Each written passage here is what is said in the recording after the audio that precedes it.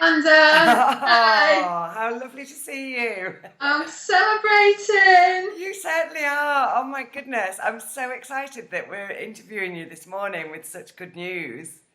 Yes, me too. Me too. I want to shout about it over the rooftops. Tell everybody. I'm so happy.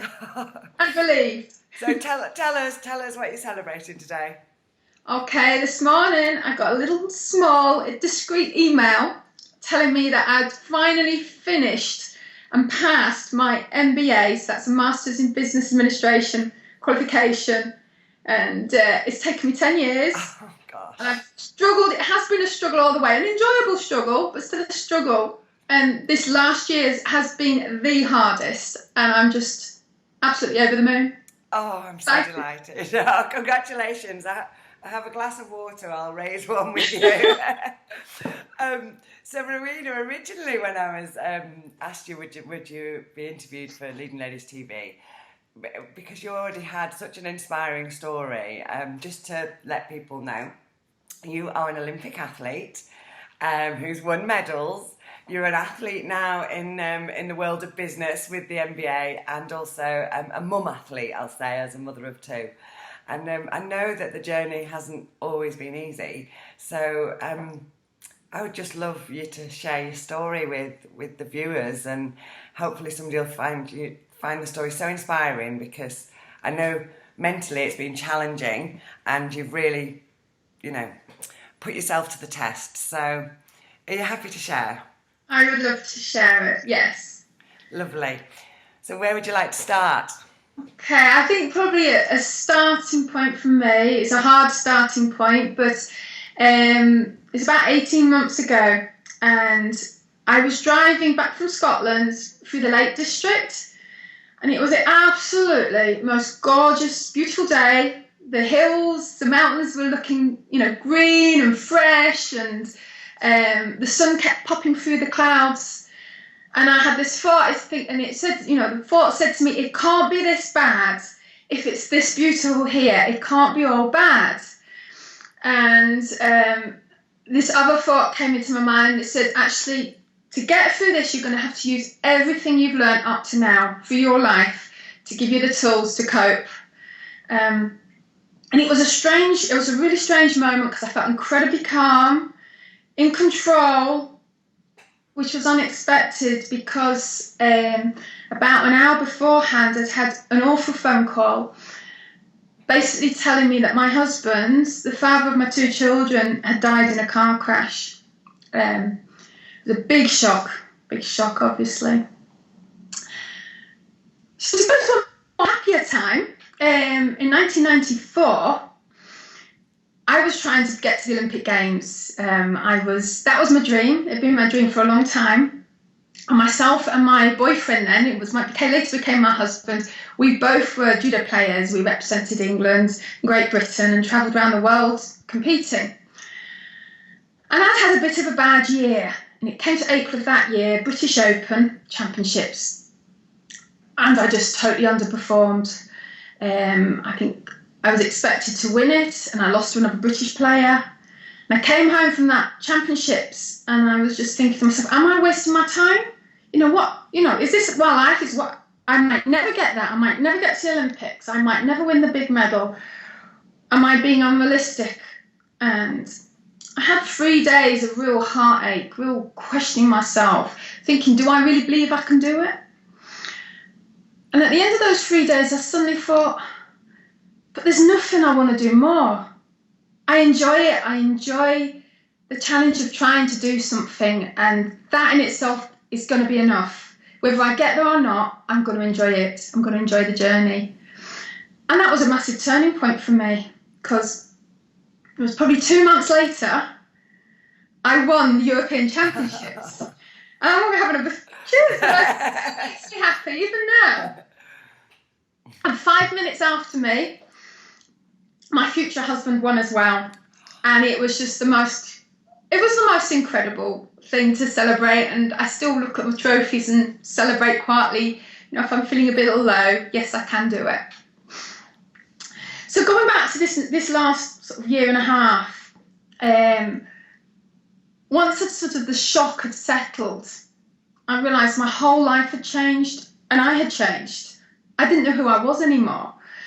I felt like I'd had my backbone just taken out of my body.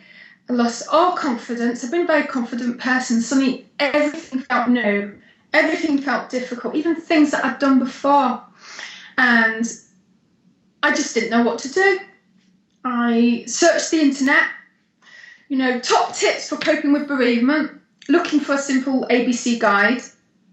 And there wasn't one, to be honest. And then I read somewhere, someone had posted something like, it's something you have to work at. And that resonated with my competitive career. I get having to work at something. I get that you make little steps, and that's the way forward. So I set myself the challenge, really, right, if I want to rebuild my confidence, I'm going to have to work at it. So over this past year and a half, it's been a case of little steps, challenge after challenge. The first one was probably mowing the lawn. I've never mowed the lawn. And opened up the shed, and there were 2 lawnmowers. Which one do I use? I'm like, I don't know how to do this. But the satisfaction when I'd done it, I thought, I can mow the lawn, there's nothing hard about that. And it was similar with this MBA. My friends pushed me. What had I done without their support? They got behind this. Come on, you've got to finish it this year. Give it a go. We're behind you. And I signed up to it, really not thinking I'd probably make it. And it was literally little bit by little bit, right, let's try and get this first assignment done. Let's turn up at the first tutorial. That was hard in itself. And I was shaking going on the train to it, literally, fear.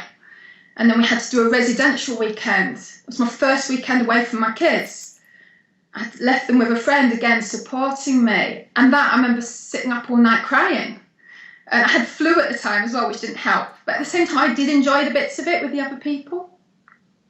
And then this last, sort of the lead up to the finish, still all that doubt, will I make it? Can I do it? I'm not sure I can. And it got to the point I had to split it into 45-minute sections, break it right down, just say, right, I'm going to go and sit down for 45 minutes, set my timer. Even if I just sit there and look at the computer screen, at least I've tried. And gradually those 45 minutes all added up. And now that's it. So I'm so happy, and I just feel I've achieved this year what I set out to do.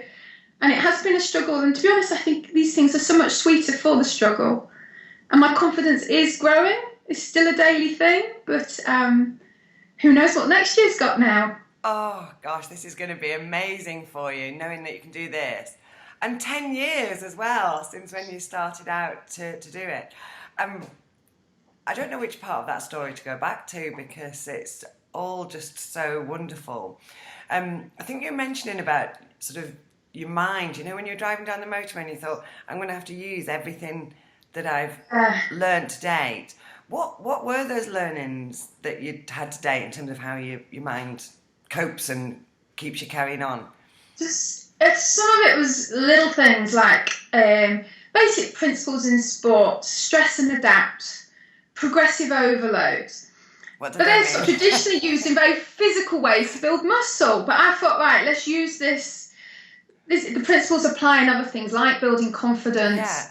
And so that was definitely one of my tools. The dealing with setbacks, which you have a lot in a competitive sporting career, injuries, things like that, and having to actually bounce back, somehow found a way to bounce back. And I enjoy the journey. I mean, that was gold dust to me when I realised it. And even in this 2 years of coping with a bereavement, there was that voice in my head says you have to still enjoy the journey, the learning experience, the trying to find yourself. There were very, very hard times, very sad times. But on the whole, the journey has been interesting, exciting. I've met people like you, lots of new things. Yeah. There's life out there, and I think some of that strength from knowing that things, if you work at them and you look for the opportunities and you take them, you might fail sometimes, but so what? You'll learn from it. And I think those are sort of principles from my sporting career that have helped me. Yeah, that's amazing. And just, I suppose it's a decision, isn't it? We're going to go out and give it a try and see what happens. You said you were breaking it down into like 45 minutes. Well, I'll do 45 minutes, and then if we get through that, I can do another 45 minutes. Yeah. It's amazing. And I'd never thought of it like that, because I guess in sport, yeah, if you get an injury and then you can't train, what does that do to your mind?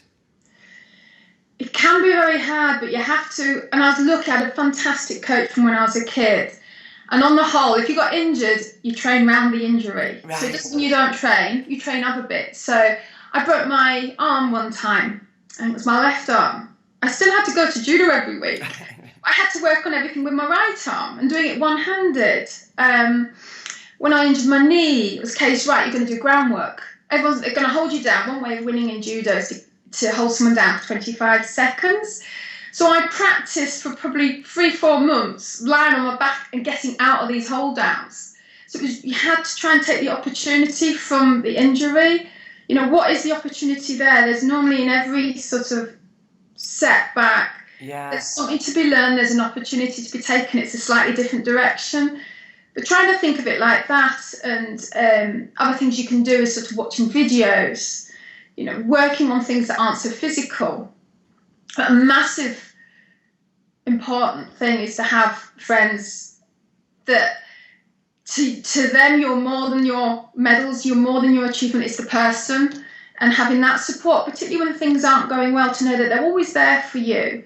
You're still the same person, and that's helped me again over this last year and a half. I've had the most wonderful support from friends that have helped me keep some sort of normality.